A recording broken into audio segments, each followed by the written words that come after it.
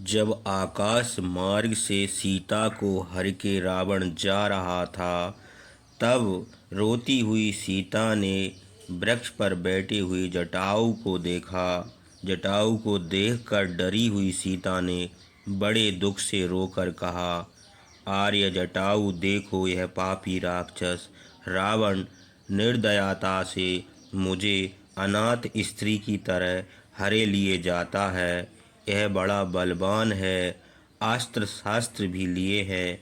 इस क्रूर मूर्ख निशाचर को आप रोक तो सकते नहीं, यतएव रामचंद्र और लक्ष्मण से कह दीजिएगा कि सीता को रावण हर ले गया है। जटायु उस समय सो रहे थे। सीता का शब्द सुनकर जाग पड़े। उन्होंने रथ पर रावण और सीता को देखा।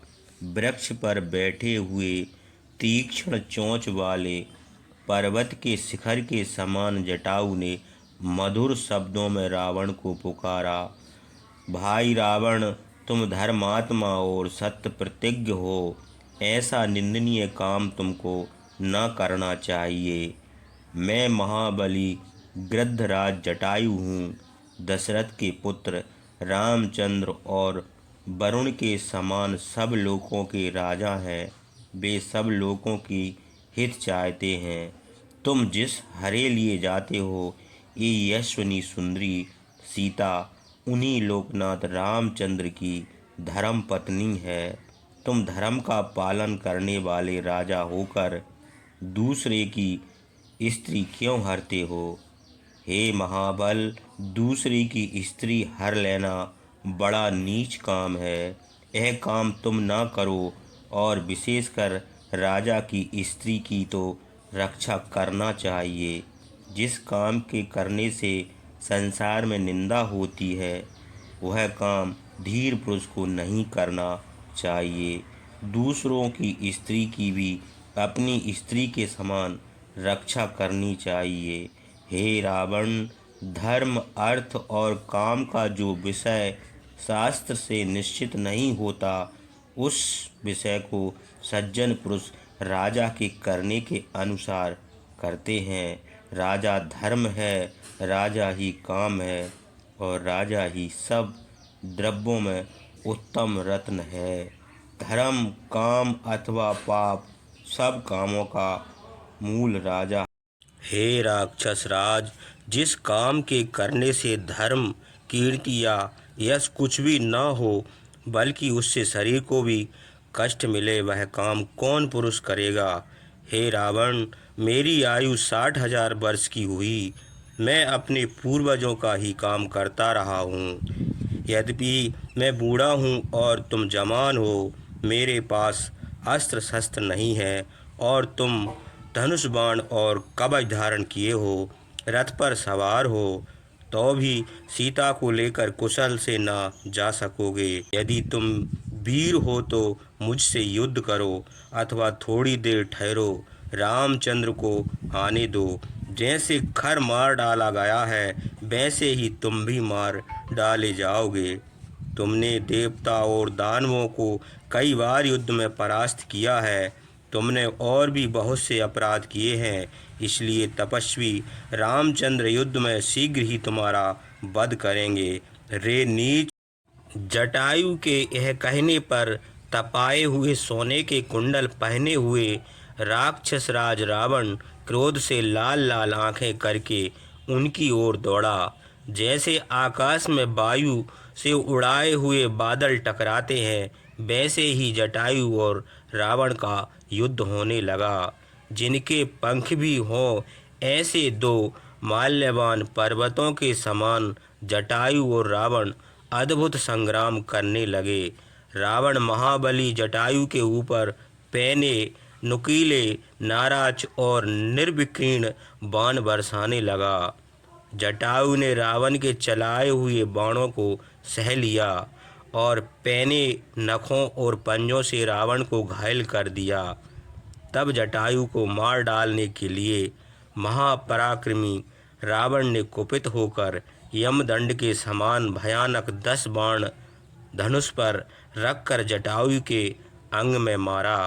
रावण के रथ पर रोती हुई सीता को देखकर जटायु उन बाणों की कुछ परवाह न करके रावण की ओर झपटे और पंजों से मणियों और मोतियों से अलंकृत उसका धनुष बाण तोड़ डाला।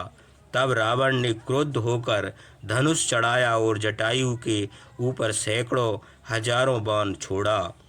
उन बाणों से घिरे हुए जटायु वैसे ही शोभित हुए जैसे घोंसले में बैठा हुआ पक्षी शोभित होता है।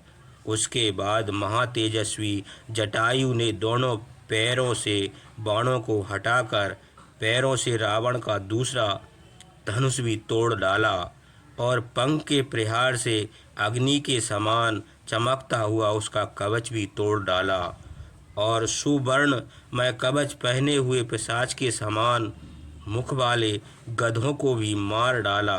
रावण की इच्छा अनुसार चलने वाले अग्नि के समान प्रकाशित मणियों से अलंकृत रथ को भी जटायु ने तोड़ डाला।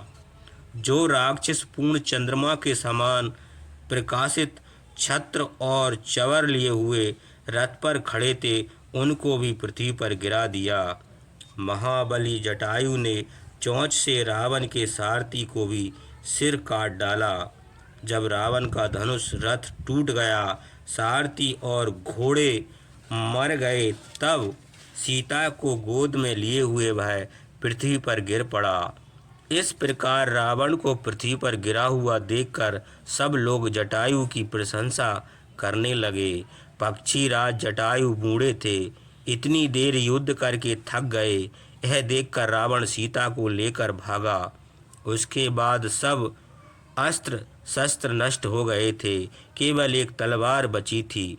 जटायु ने देखा कि सीता को गोद में लिए हुए रावण भागा जा रहा है, तो उन्होंने दौड़कर उसे फिर रोका और कहा, रे मूर्ख रावण, तू राक्षस कुल का विनाश करने के लिए वज्र के समान बाण चलाने वाले रामचंद्र की स्त्री को हर लिए जाता है। जैसे प्यासा मनुष्य पानी पीता है, वैसे ही तू मित्र, बंधु, मंत्री, सेना और परिवार सहित अपने विनाश के लिए सीता हरण रूप विष पी रहा है। जैसे मूर्ख मनुष्य कर्मों का फल जाने बिना कर्म करके शीघ्र नष्ट हो जाते हैं, वैसे ही तेरा भी बहुत जल्दी शीघ्र विनाश होगा। तू काल की फांसी में बंधा है, कहीं भी जाने से नहीं बच सकता। जैसे मांस से लगी हुई कटियां को निकालकर मछली मर जाती है, वैसे ही तू भी मरेगा। हे रावण, रामचंद्र और लक्ष्मण को परास्त करना बहुत कठिन है। तूने जो इस आश्रम का तिरस्कार किया है, अर्थात सीता को हरे लिए जाता है, इसे वे क्षमा नहीं करेंगे। तूने डर के मारे यह जो निंदित काम किया है, यह चोरों का काम है, वीर पुरुष ऐसा नहीं करते। हे रावण, तू यदि वीर है तो युद्ध कर अथवा थोड़ी देर ठहर जा, रामचंद्र को आने दे। अपने भाई खर की तरह तू भी मारा जाएगा।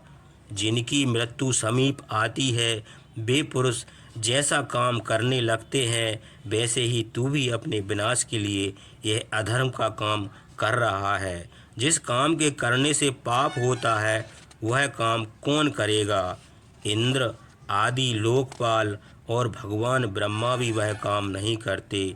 महाबली जटायु रावण से इस प्रकार नीति की बातें कहकर उसकी पीठ पर कूद पड़े। जैसे महावत दुष्ट हाथी को अंकुश से मारता है, वैसे ही रावण की पीठ पर जाकर जटायु ने तीक्ष्ण नखों के प्रहार से उसे घायल कर दिया और उसके बालों को भी उखाड़ डाले। जटायु के बार बार आक्रमण से पीड़ित होकर क्रोध के मारे रावण के ओंठ और सबंग कँपने लगे। वह व्याकुल और मूर्छित हो गया। उसने बाएं हाथ से सीता को पकड़कर जटायु को एक थप्पड़ मारा। शत्रुनाशन जटायु ने उसे से बचकर चोंच से रावण के 10 बाएं हाथ काट डाले। उसके हाथ शीघ्र ही उसके शरीर से फिर निकल आए, जैसे बामी से सांप निकलते हैं। महापराक्रमी रथी सीता को छोड़कर बड़े क्रोध से जटायु के लातों और घूंसों से मारने लगा। इस प्रकार महापराक्रमी राक्षस राज रावण और पक्षीराज जटायु का युद्ध 2 घड़ी तक हुआ। रामचंद्र का उपकार करने के लिए युद्ध करते हुए जटायु के बाजू, पंख और पैर रावण ने तलवार से काट डाले। भयानक काम करने वाले राक्षस रावण द्वारा पंख कट जाने पर जटायु मरणासन्न हो गए, पृथ्वी पर गिर पड़े। जटायु को रुधिर से लथपथ पृथ्वी पर पड़े हुए देखकर सीता बड़े दुख से उनकी ओर दौड़ी। रावण ने जटायु को मार डाला। यह देखकर चंद्रमुखी सीता बड़े दुख से रो रो कर कहने लगी, मनुष्यों पर जब विपत्ति आने वाली होती है तब उनको सुख दुख की सूचना देने वाले शकुन और अशकुन देख पड़ते हैं। आंखें फड़कती हैं, शुभ अशुभ पक्षियों के शब्द सुन पड़ते हैं। हे रामचंद्र, इस समय मृग और पक्षी इस विपत्ति की सूचना तुमको अवश्य देते होंगे, मेरे लिए तुम्हारे सामने दौड़ते होंगे, तो भी तुम इस विपत्ति को नहीं समझ पाते। जटायु मेरी रक्षा के लिए दौड़े और मेरे अभाग से पापी रावण के हाथों से मारे गए। हे रामचंद्र, हे लक्ष्मण, मेरी रक्षा करो। स्त्रियों में श्रेष्ठ सीता डर के मारे इस प्रकार कहने लगी, मानो रामचंद्र और लक्ष्मण उनके समीप ही हों। सीता की माला और आभूषण मलिन हो गए थे, वे अनाथ की तरह रोती थीं। उसी समय राक्षस राज रावण उनकी ओर दौड़ा। सीता बड़े बड़े वृक्षों को पकड़कर लताओं की तरह लिपट जाती थीं। छोड़ो छोड़ो कहता हुआ रावण उनके पास पहुंचा। सीता रामचंद्र के विरह में राम राम कहकर पुकारती और चिल्लाती थीं। यमराज के समान रावण ने अपने विनाश के लिए उनके केस पकड़ लिया। सीता का जिस समय अपमान हो रहा था उस समय चराचर जगत विमूढ़ हो गया था। सर्वत्र घोर अंधकार छा गया था। वायु का चलना बंद हो गया, सूर्य का प्रकाश मलिन हो गया। पितामह ब्रह्म ने दिव्य दृष्टि से इस घटना को देखकर कहा कि कार्य सिद्ध हो गया। दंडक वन में रहने वाले महर्षिगण सीता का अपमान देखकर दुखित हुए और देवयुग से रावण के विनाश का समय आ गया यह समझकर बड़े प्रसन्न हुए।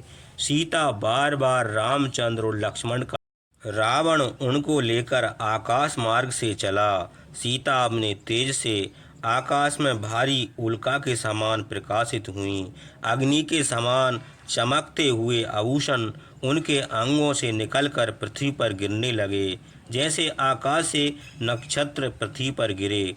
चंद्रमा के समान प्रकाशमान हार सीता के गले से गिर पड़ा। वह वैसे ही शोभित हुआ जैसे आकाश से गिरी हुई गंगा की शोभा हुई थी। अनेक प्रकार के पक्षी जिन पर बैठे थे वे वृक्ष वायु के वेग से झुककर मानो सीता से कह रहे थे कि डरो मत। जिनके कमल मुरझा गए थे और जो जल के जीव डर गए थे वे छोटी छोटी तलैयाँ मानो सूख के समान सीता के लिए शोक कर रही थीं। सिंह, बाघ, मृग और पक्षी बड़े क्रोध से सीता की छाया के पीछे पीछे दौड़ते थे। सीता को रावण हर लिए जा रहा है यह देखकर पर्वत हाथ उठाकर मानो रो रहे थे। ऊपर बैठे हुए शिखर पर मानो उनके हाथ और झरनों से बहता पानी मानो आंसू हैं। सीता को रावण की गोद में देखकर भगवान सूर्य का प्रकाश मलिन हो गया, मंडल धूमल हो गया। सब लोग रो रो कर कहने लगे, जब रावण श्री रामचंद्र की स्त्री को हर लिए जाता है तो संसार में सत्य, दया और धर्म कहाँ है। मृगों के बीच डरे के मारे चारों ओर देखते और रोते थे। सीता को बड़े दुख से रोती हुई देखकर वन देवताएं भी कांपने लगीं। सीता रामचंद्र और लक्ष्मण का नाम लेकर ऊंचे स्वर से विलाप करती थीं और बार बार पृथ्वी की ओर देखती थीं। उनके केस बिखरे थे, माथे का तिलक मिट गया था। रावण अपने विनाश के लिए पतिव्रता सीता को लेकर चला। मंद मुस्कान वाली, सफ़ेद दांतों वाली सीता रामचंद्र और लक्ष्मण को न देखकर बहुत डरी। शोक और दुख के मारे उनका मुंह सूख गया। जब रावण सीता को लेकर आकाश मार्ग से चला तब वे डर के मारे घबरा कर बहुत दुखी हुईं। रोने से और क्रोध के कारण सीता की आंखें लाल हो गईं। उन्होंने करुण स्वर से रोकर भयानक आंखों वाले राक्षसराज रावण से कहा, रे नीच रावण, मुझे अकेली पाकर चोरी करके भागा जाता है। तुझे लज्जा नहीं आती? रे दुष्ट, तू बड़ा डरपोक है। मुझे हर लेने की इच्छा से मायामय मृग का रूप धारण करके मेरे पति रामचंद्र को आश्रम से दूर ले गया है। मेरे ससुर के मित्र गिद्धराज जटायु मेरी रक्षा के लिए दौड़े थे, उनको तूने मार डाला। अधम राक्षस, तू पराक्रमी नहीं है। तूने अपना नाम बतलाकर मुझे हर लिया है, मुझे युद्ध में नहीं जीता। रे नीच, निर्जन स्थान से पर स्त्री को हारे लिए जाता है, यह निंदित काम करके तुझे लज्जा नहीं आती? तू अपने को वीर समझता है, किंतु तेरे इस निठर और धर्म विरुद्ध काम को सुनकर सब लोग तेरी निंदा करेंगे। तूने जो अपने पराक्रम और वीरता की प्रशंसा की है, उसे धिक्कार है। कुल को कलंकित करने वाले तेरे इस आचरण को भी धिक्कार है। तू मुझे लेकर बेग से भागा जा रहा है, मैं क्या कर सकती हूँ? किंतु यदि तू थोड़ी देर ठहर जा तो जीवित न जाने पाएगा। राजकुमार रामचंद्र और लक्ष्मण यदि तुझे देख ले तो तू सेना समेत 2 घड़ी भी जीवित न बचेगा। जैसे पक्षी वन में प्रज्वलित अग्नि का स्पर्श नहीं कर सकते, वैसे ही तू रामचंद्र और लक्ष्मण के बाणों को नहीं सह सकता। अतएव हे रावण, यदि तू अपना भला चाहता है तो मुझे छोड़ दे। यदि मुझे न छोड़ेगा तो मेरे स्वामी और देवर मेरा हाल सुनकर तुझे मार डालने का उपाय करेंगे। रे नीच, तू जिस अभिप्राय से मुझे हर लिए जा रहा है, वह तेरा मनोरथ सिद्ध नहीं होगा, क्योंकि अपने स्वामी देवतुल रामचंद्र को देखे बिना शत्रु के बस में रहकर मैं बहुत दिनों तक जीवित नहीं रह सकती। तू अपना हित और कल्याण नहीं देखता। जैसे मृत्यु के समय मनुष्य विपरीत काम करने लगते हैं, वैसे ही तू यह काम कर रहा है। जो लोग मरने पर होते हैं, उनके अपना हित नहीं रुचता। रे निशाचर, तू इस भय के स्थान में भी नहीं डरता। इससे मैं समझती हूँ कि तेरे गले में काल की फांसी लगी है। मृत्यु समीप होने के कारण तू सुवर्णमय वृक्ष, रुद्र वाहिनी, भयंकर बैतरणी नदी शीघ्र देखेगा। रावण सीता को लेकर चला, उनको अपना रक्षक कोई न देख पड़ा। मार्ग में एक पर्वत के शिखर पर बैठे हुए 5 बानरों को सीता ने देखा। ये बानर रामचंद्र से शायद मेरा हाल बता दें। इस आशा से सीता ने सोने के रंग का अपना रेशमी दुपट्टा और कुछ सुंदर आभूषण उन बानरों के सामने छोड़ दिया। सीता का वस्त्र और आभूषण का छोड़ देना शीघ्रता के कारण रावण ने नहीं देखा। रोती हुई सीता को पीली आंख वाले बानर एकटक देखने लगे। राक्षसराज रावण अपनी मृत्यु स्वरूप सीता को लेकर पंपा को लांघकर बड़ी प्रसन्नता से लंका की ओर चला। तीखी डाढ़ों वाली विषैली सांवनी के समान सीता को गोद में लिए हुए रावण धनुष से छूटे बाणों की तरह बड़े वेग से आकाश मार्ग से चला। नदी, तालाब, वन और पर्वत लांघता हुआ बड़ी शीघ्रता से नदियों के आश्रय, बड़ी बड़ी मछलियों और सागर आदि जलजीवों के निवास स्थान समुद्र के उस पार गया। रावण सीता को हर लिए जाता है, यह देखकर डर के मारे समुद्र में तरंगों का आना बंद हो गया। सीता को लेकर रावण लंकापुरी में पहुंचा, जहां बड़ी चौड़ी सड़कें शोभित थी। वह अपने अंतःपुर को गया। शोक और मोह से व्याकुल मैं दानव की आसुरी माया के समान सुंदरी सीता को वहां बैठा कर भयानक निशाचरियों से बोला, कोई स्त्री या पुरुष मेरी आज्ञा के बिना सीता को देखने न पावे। मोती, मणि, सुवर्ण और आभूषण आदि जिन वस्तुओं की सीता इच्छा करे, मैं आज्ञा देता हूँ वे सब इनको दी जाएं। जानबूझकर अथवा अनजान से यदि सीता का कोई अप्रिय बात कहेगा तो वह जीवित न बचेगा। राक्षसियों को यह आज्ञा देकर प्रतापी राक्षसराज रावण अंतःपुर के बाहर आया और सोचने लगा कि अब क्या करना चाहिए। उसी समय महापराक्रमी मांसाहारी 8 राक्षसों को देखा। उनको देखकर ब्रह्मा के वरदान से मोहित महापराक्रमी रावण उनके बल वीर्य की प्रशंसा करके कहने लगा, तुम अनेक प्रकार के अस्त्र शस्त्र लेकर शीघ्र निर्जन स्थान को जाओ। वहाँ बहुत दिनों से खर और दूषण रहते थे, वे मार डाले गए हैं। वहाँ आजकल कोई नहीं है, क्योंकि वहाँ रहने वाले सब राक्षस मार डाले गए हैं। तुम लोग अपने बल पौरुष का आश्रय लेकर निर्भय होकर जन स्थान में निवास करो। पहले वहाँ बहुत बड़ी सेना के साथ महाबली खर और दूषण रहते थे, वे रामचंद्र के बाणों से मार डाले गए हैं। यद्यपि मैं बड़ा धैर्यवान हूँ, किंतु खर के मारे से मुझे बड़ा क्रोध हुआ है और रामचंद्र से मेरी शत्रुता हो गई है। अब मैं परम शत्रु रामचंद्र से बदला लेना चाहता हूँ। युद्ध में इस शत्रु का वध किए बिना मुझे नींद नहीं आती। जैसे निर्धन मनुष्य का पाकर सुखी होता है, वैसे ही मैं खर दूषण का वध करने वाले रामचंद्र को मारकर सुखी होऊंगा। तुम लोग जन स्थान से रहकर रामचंद्र कब क्या करते हैं, यह ठीक ठाक समाचार लेते रहना। बड़ी सावधानी से जान स्थान को जाओ और हमेशा रामचंद्र के मार डालने का उपाय करते रहो। मैंने युद्ध में तुम लोगों का पराक्रम देखा है, इसी से तुम लोगों को जन स्थान में भेजता हूँ। रावण की ये प्रिय बातें सुनकर 8 राक्षस उनको प्रणाम करके गुप्त रूप से जन स्थान को गए। इस प्रकार रावण बड़े हर्ष से सीता को हर लाया। रामचंद्र से शत्रुता करके अपनी मूर्खता के कारण वह बड़ा प्रसन्न हुआ। महाबली 8 राक्षसों को जन स्थान को भेजकर रावण ने मूर्खता के कारण अपने को कृत समझा। उसके बाद वह सीता के विषय की बातें सोचकर काम के बाण से पीड़ित होकर उनको देखने के लिए बहुत शीघ्र घर को गया और वहां उसने रोती हुई दुखित सीता को राक्षसियों के बीच में देखा। सीता शोक से व्याकुल थी, उनकी आंखों से आंसू बह रहे थे। समुद्र में वायु के वेग से डूबती हुई नाव को जो दशा होती है, वह दशा उनकी थी।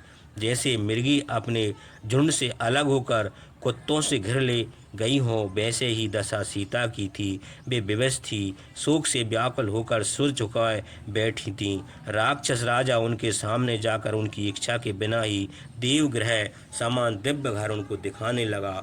उसने सीता से कहा, यह सत महला घर देखो, इसमें हजारों स्त्रियां रहती हैं, अनेक प्रकार के पक्षी और विविध रत्न भी हैं।